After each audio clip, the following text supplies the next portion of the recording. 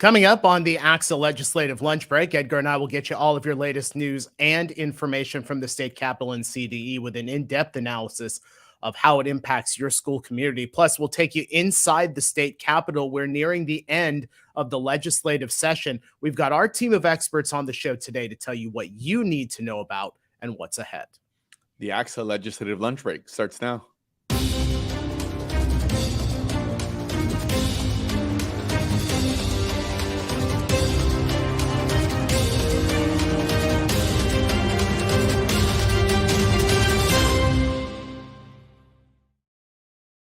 And it is just after 1 o'clock on a Wednesday. We welcome you to the ACSA Legislative Lunch Break, along with Dr. Edgar Zazwata, ACSA's Executive Director. I'm Naj Alikhan, ACSA's Senior Director of Marketing and Communications. Welcome. We are honored to have you back this week after a week off. Go ahead and jump into the chat and say hello. Let us know where you're watching from today. Edgar, I know you've been on the road this morning seeing our members, not just today, but you were also on the road at the end of last week seeing our members throughout the state.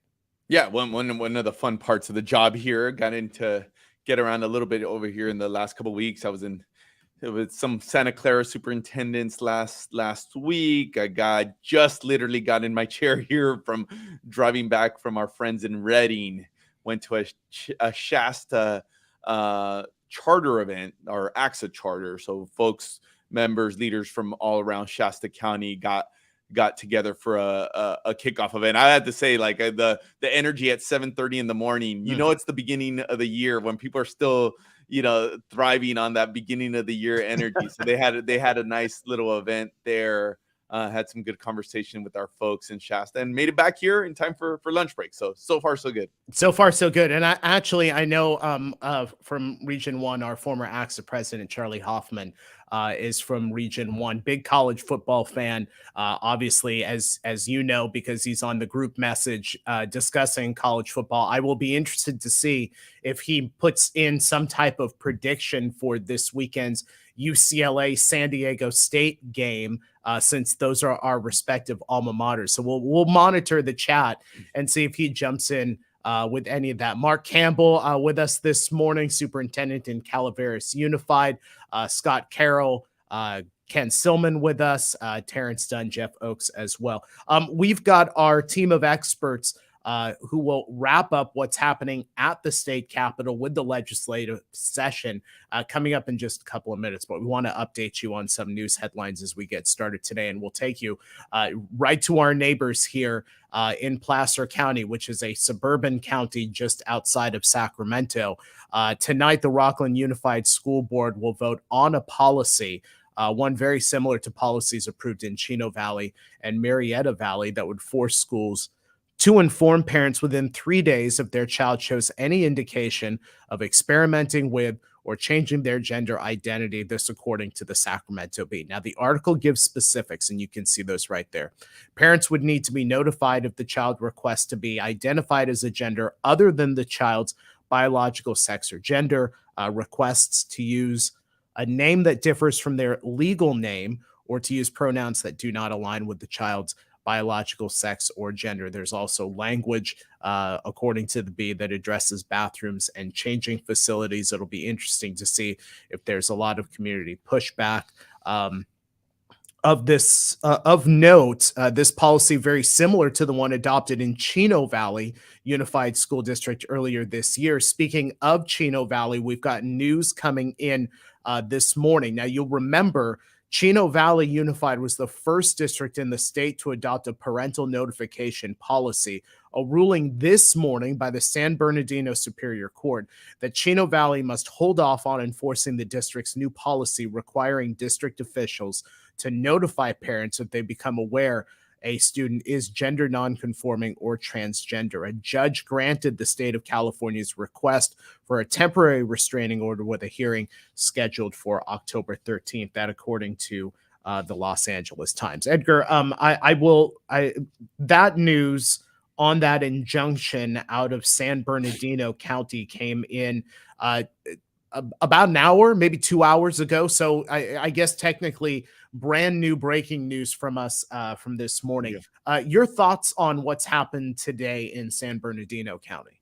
Yeah, I kind of bigger reflection, and I know we've been kind of confronting this issue. I mean, like I said, I've been on the road here over the last week. It's hard to encounter one of our group of members where this isn't part of the community conversation, right? Whether you're in a community that is thinking about you maybe adopting or considering one of these policies, whether you're in a district that's just because of the headlines is now thinking about, hey, what is the law? What is our responsibility on parental notification? And I think regardless of what side folks are on, I think there's one commonality, right?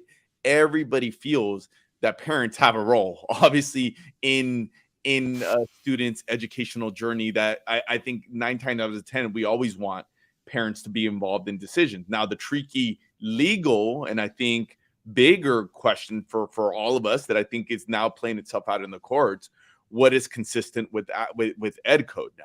Hence, we have as was stated, that this is going to the courts in terms of an appeal as a result of the state, the AG filing suit. But we already our folks find themselves in some of these tricky situations, given some of the mandated reporter laws, given some situations where the rights of the student are supposed to be paramount.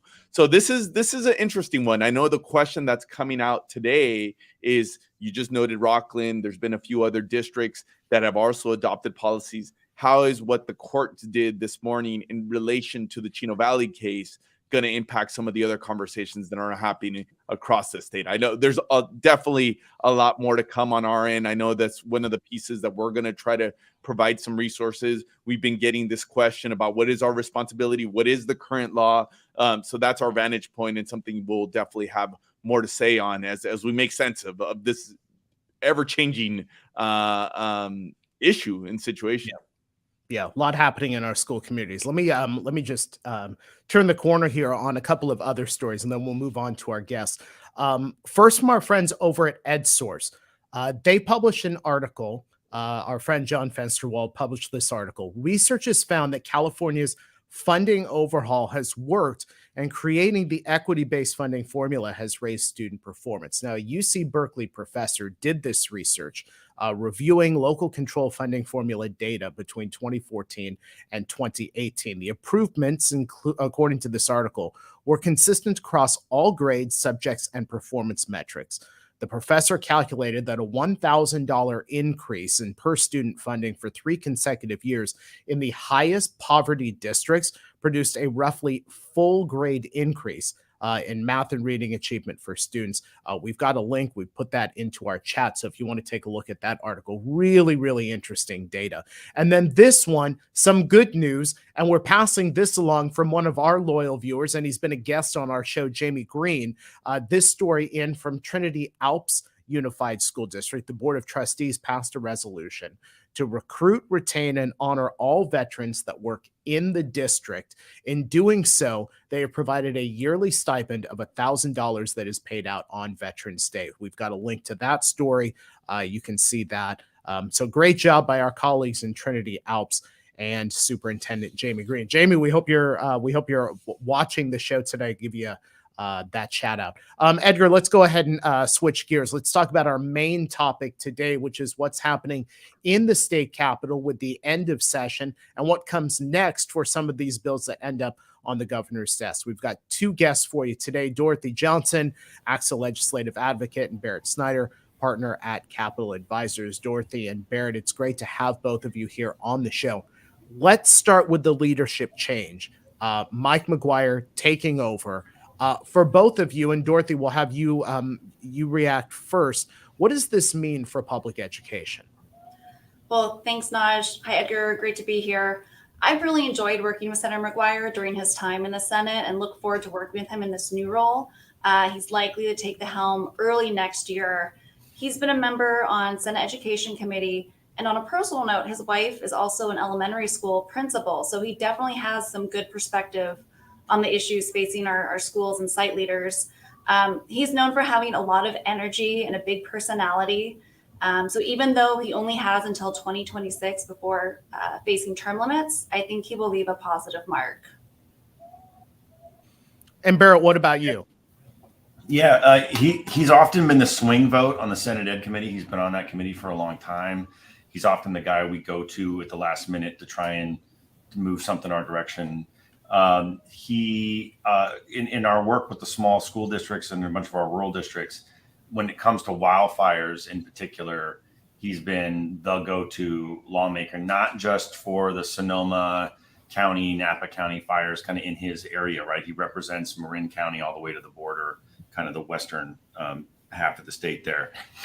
He's been very helpful in, when the fires in Montecito happened, when the Camp Fire in Butte County. He's just been a great, he's a Democrat with a big rural district. And so he's not been shy about fighting for folks.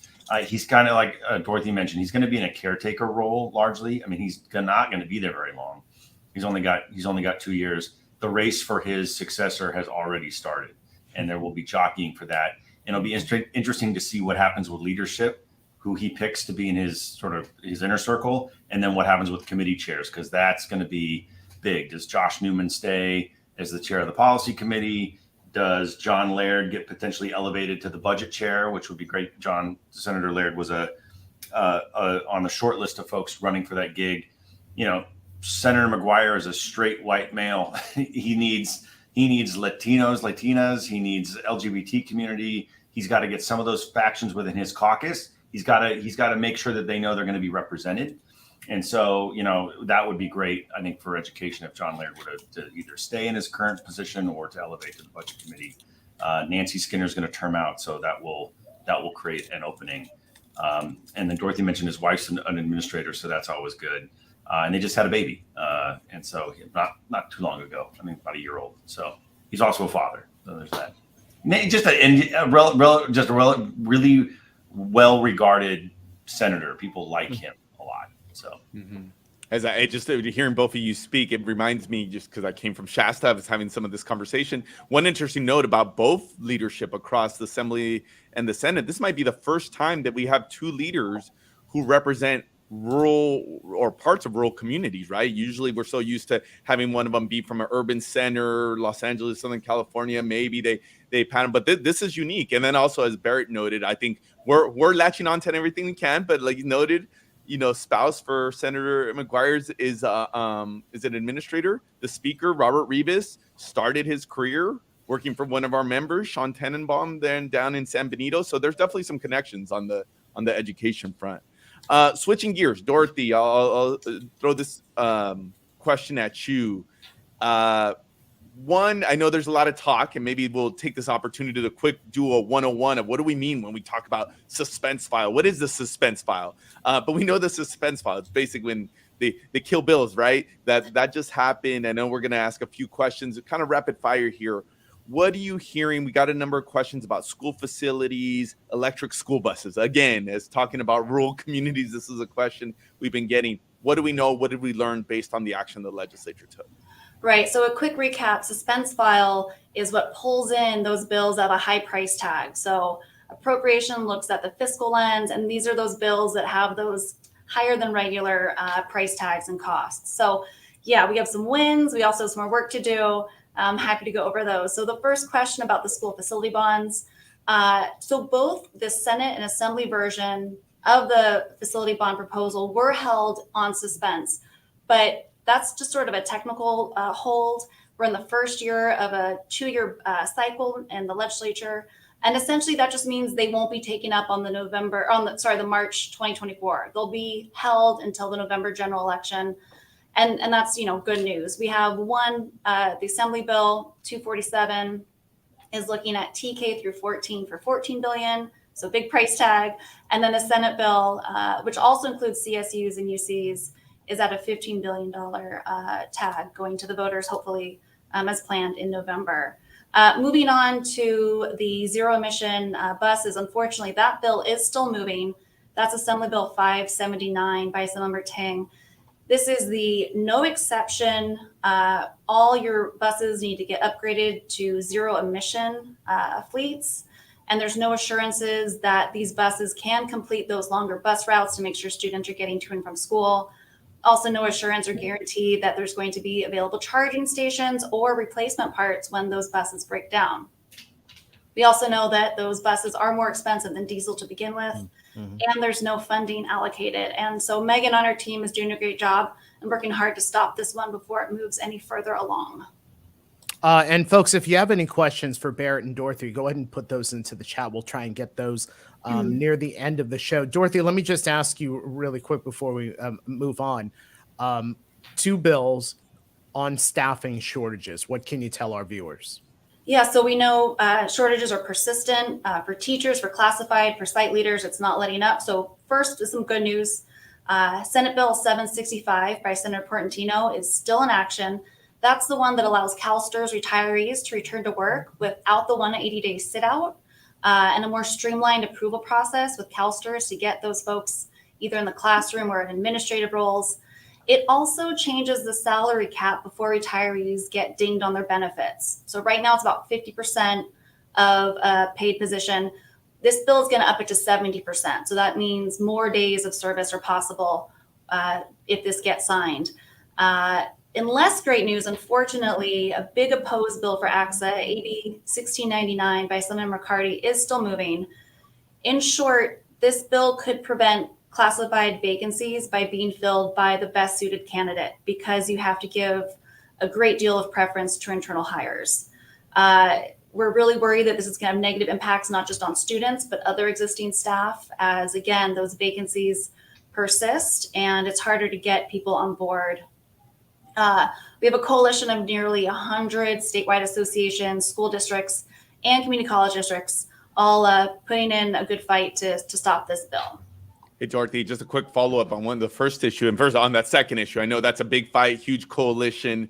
It's one of those typical, it's our job to criticize when we don't see what the folks across the street maybe are a little bit short-sighted. I think that's an example. One of those things, yeah, we get it. We get the intent. We get about trying to give internal employees opportunities, but what is it actually going to mean in practice? So appreciate the work you and the coalition are doing on that front. To this issue about the flexibility, we get a lot of these questions about the retiree flexibility because of the staffing shortages.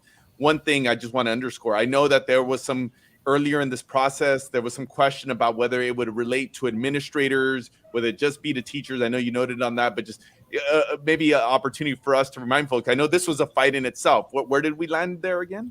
So good news. So the first bill started out, original version, all CalSTRS retirees. Unfortunately, various labor groups got involved, registered their opposition, tried to get it whittled down to just teacher or classroom positions. But we were working collaboratively and we were able to get administrators added back in.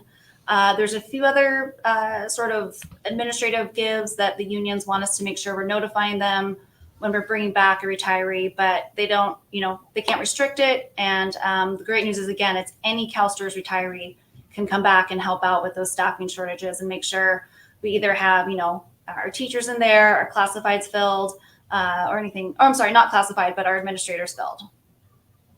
Barrett, going back to you, going back to the suspense file, we know that's always everybody that works in this industry here is looking to see what got off, what got on. What were you and your team kind of following, as you guys were representing folks from around the state?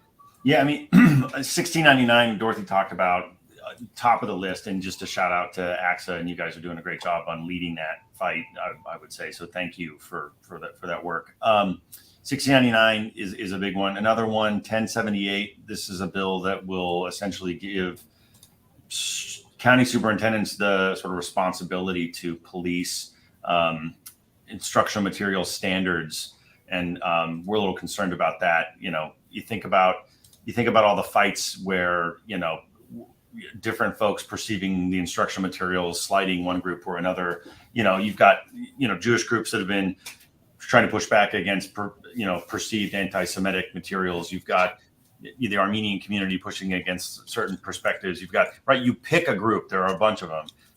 The concern is that bill is going to kind of push a lot of those conflicts to the feet of county superintendents. So that's one that we're watching. It also is the tool that the administration, the governor, is seeing as the way they're going to, push back against districts that are, the Temecula case would be an example of their perspective on that. And then one, SB 88, the transportation bill. That's largely been fixed thanks to a lot of the work that was led by ACSA and the county superintendents. But that bill's something that we're watching. It's going to change the safety standards for when you're using drivers, the hop, skip, drive and the Everdrivens and those kind of companies. One bill that we're not going to have now that we were sort of banking on seeing was a bill dealing with, this issue we've been talking about of sort of gender identity politics and notifying parents. That's not going to be in the mix at this point, is our expectation. But I'd say those are the big three, if I had to pick the three. It's an interesting year. We were hoping that these appropriations committees would kill a lot of bills. And we were sort of stuck, our team, when we finished listening to the Senate and the Assembly. Like all this stuff kept moving forward. I mean, the school bonds were resolved a little bit. We're not going to have one in March. We're going to have one in November likely. But that not a lot of clarity provided otherwise. It was I found that interesting this year. And again, folks, if you have questions for Barrett or Dorothy, go ahead and put those into the chat. Dorothy, I want to make sure that we ask you about that ACSA-sponsored bill, Senate Bill 494 on superintendent dismissals, obviously an ACSA-sponsored piece of legislation. What can you tell us about that? Yeah, so this bill wasn't fiscal, so it got to skip all the drama of Appropriations Committee and the suspense file, and it's ready for a vote on the Assembly floor. This is a bill that ensures greater transparency when it comes to dismissals without cause. So there's at least 72 hours notice for the school community and the superintendent or assistant superintendent themselves in some cases. And it also has a cooling off period post-election to ensure that these decisions are thought through and in the best interest of the entire district. So we definitely want to thank Senator Newman for his leadership, and it's been great to work with him and his staff to see this bill through. Question maybe to both of you, and I'll start with Barrett. 2 weeks left in the session. We've talked about it on this show. We talked in other settings. That's where sometimes surprises happen, right? Like, walk us through what are the things we should be looking for? What are the things that may not be on our radar right now, but necessarily pop up? And, this is an editorial comment on from Edgar's perspective. Usually those surprises don't seem to go great in our favor. Maybe that's just my own impression of historical practice there. But what do you all have your eye on? Absolutely. I mean, up until very recently, our expectation was that surprise was going to be a bill dealing with gender identity. And you guys were hearing it too. That chatter within the Capitol was that we're expecting a cut and amend, and it's likely to do with this issue. And then the Attorney General filed the lawsuit against Chino, and it seemed to paralyze everything. I'm also picking up that factions within the Democratic caucuses were a little gun shy about having to weigh in on this issue so quickly. I mean, they'd have to move that bill through essentially with not giving it a public hearing. And I think that made folks a little nervous. So, but yeah, I'm with you, Edgar. I mean, generally the things that pop up in the end are not things that we love because they're trying to do it in the dark of night. And so we're constantly watching. Every morning we get a summary of what's been introduced or amended, and we're constantly looking for something in there that's going to, give us some heartburn and maybe some sleepless nights for the last 2 weeks. But so far, kind of quiet this year. Yep, quiet sometimes is good. As I was telling folks earlier, that sometimes when there's less activity, less is more. Especially, it usually means less things folks are going to be asked to implement or do. Right. So, Dorothy, any thoughts on this? Well, I don't want you guys to jinx it because we still have, a couple more days to go for sure. The 72 72-hour print rule definitely takes some gasoline off the fire. Back in the day, these great ideas would pop up in the middle of the night and then they'd be voting on it a couple hours later. But yeah, it's kind of like being a swimming pool lifeguard at this point. You're keeping an eye on things, making sure things are cool and calm, collected. And if something pops up, if there's an emergency, you're ready to jump into action. So I'm ready for the year to wrap up, and hope we have some good news to share when it's all said and done. There's a question that came in from Scott Carroll, and either one of you feel free to give an answer to this. Scott asks, is there an update on legislation to reinstate the 60 days for long-term subs? Have either of you heard anything related to this? Yeah, there's good news there. I don't know, Dorothy, do you want to? Yeah, it was included in some trailer bill language that was part of the final package that went through maybe a week or two ago. So yeah, please assure that that's going to be moving forward. Hey, Barrett, you alluded to this. Steve asks from, I had to make mention of this. I know he referenced from his old folks' home. You know, he's asking a question. I appreciate that he's still keeping touch on here. Are we hearing anything? We talked about protecting the rights of transgender youth. Are we hearing anything on the parental rights? Is anyone trying to introduce bills that are similar to maybe some of the resolutions that we've seen across the state? I mean, not that I've seen or have taken seriously. I mean, the parents' rights stuff. I mean, given the makeup of these caucuses, I'd be hard pressed to see something like that being able to make it through. But there is a contingent within the Democratic Party that is wrestling with this issue of not wanting to out kids, but also wanting to find a way for parents to have good communication with schools. And I think that they've run out of time to really have that conversation in a meaningful way. And I think they're just going to agree to let's pause this. Yeah. I have taken this issue and put it on my list of things that I expect to see next year, at least right now. Oh yeah. Somebody's going to introduce something, probably versions on both sides of this argument. And I think we're going to be having it. If it isn't somewhat resolved in the, over the fall and winter.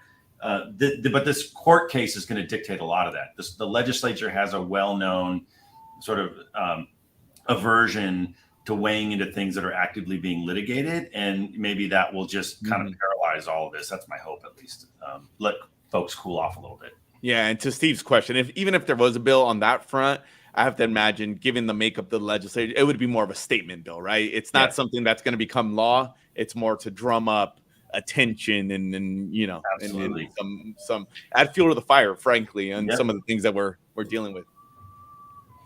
You know what, you made mention of Stephen's question, but I also have to put in, he had this comment earlier in the show that Riverside County Board of Education voted against such a policy, and that the Corona Norco Unified School District approved a motion to support LGBTQ students. So there is some impetus to push back against those policies. So Stephen, thank you for bringing that to our attention. One final question, Barrett, now I'll have you respond to this. The governor has a month to act on these bills after the session has completed. What takes place in that month? Oh, yeah, sure. Great question. Actually, my colleague, Kathy McBride, and former ACSA lobbyist, used to do that for Governor Brown for 6 years. And that is just the governor, just his calendar is packed with his different deputy cabinet, legislative cabinet secretaries that, work with him on these different issues. And they sit and there's usually two versions. There's like, hey, you should sign this bill, and here's what that looks like. And here's a veto message. And they talk through it.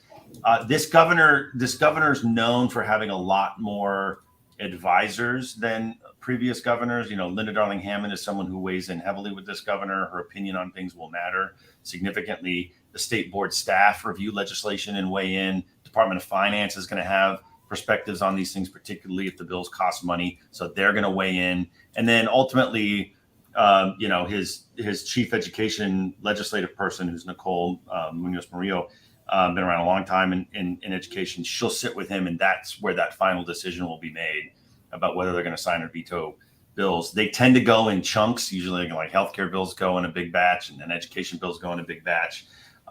So that process is a complicated one, where obviously weighing in with the governor and letters and everything, but that all matters. But also, ultimately, at the end of the day, this guy wants to be president, and that will be the ultimate filter that he uses, looking at the sea of bills that are going to come to him, because he looks like he's going to get a lot of them. Everything's going to be looked at ultimately through that filter. And then finally, I would say the biggest thing that's going to weigh in this year that will hopefully play in our benefit is he has sent more than once a clear signal that if your bill to legislators, if your bill costs money and you didn't get it in the budget, then your bill's probably veto fodder. Mm-hmm. And we're gonna hopefully remind him of that, and we'll use that to our advantage. 1699 falls in this bucket for sure, of bills that are expensive and they probably needed an appropriation. I was surprised when they didn't take out the training requirement on that bill, Dorothy, because that to me is expense, and it's either going to have to come out or it's a great reason for him not to sign that bill. But anyway, hopefully that answers your question, Naj. Yeah, absolutely. Barrett Snyder, partner over at Capital Advisors, and Dorothy Johnson, ACSA legislative advocate. Barrett and Dorothy, great to have you here on the show today. We'll see you next time. Always great to be here. Thanks. And folks, if you enjoy what you've seen here on the ACSA Legislative Lunch Break, we ask you to like us on Facebook and subscribe to us on YouTube. If you do, you will get instant alerts when we're about to come on the air with breaking news. And then, of course, promotion for our regular Wednesday broadcast. And if you have great stories happening in your school district, we want to tell those stories here. Go ahead and send your news releases, your photos, your stories to our EdCal editor, Michelle Carl at mcarl@axa.org. And folks, we wanted to remind you, ACSA Leadership Summit is coming your way first week of November here in Sacramento. Edgar promises to be signing photos while while that's going on here in Sacramento. Stay with us. Here's a preview.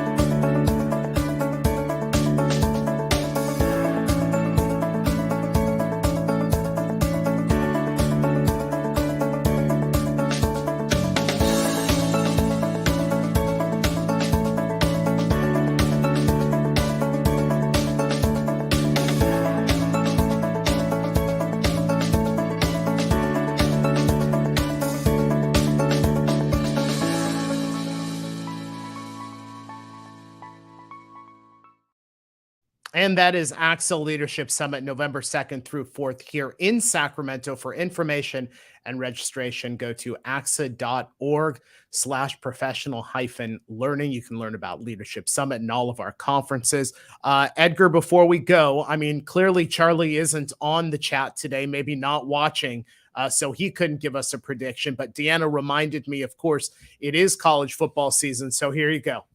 This weekend, all right, I'm not much of a prognosticator here, but we'll have to remind Charlie of this. 17-14 Aztecs beat UCLA this weekend. Okay. And I couldn't get over all probably /Nary there talking about, the UCLA clap. I hope he was not referring to them inching out a victory over Coastal Carolina there, but that's another topic. I'll leave that alone. Stay out of it. Just leave it alone. Mr. USC graduate, we'll just leave it alone. Thank you, folks, so much for joining us here on the ACSA Legislative Lunch Break. Remember, we are live and interactive Wednesdays here on ACSA Facebook and ACSA YouTube. Have a great rest of the day and rest of the week, and we'll see you next time.